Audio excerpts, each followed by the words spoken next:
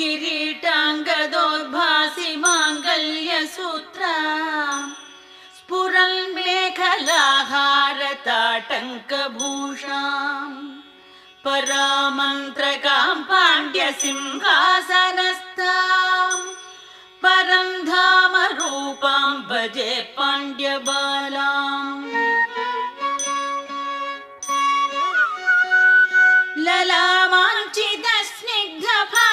ललामाञ्चितस्निग्धफालेन्दुभागाम् लसन्नीरजोत्फुल्लकल्हारसंस्थाम् ललाटे क्षणार्धाङ्गलग्नोज्ज्वलाङ्गीम्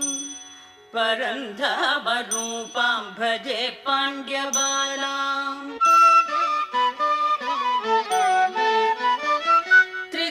त्रिखण्डात्मविद्यां त्रिबिन्दुस्वरूपाम्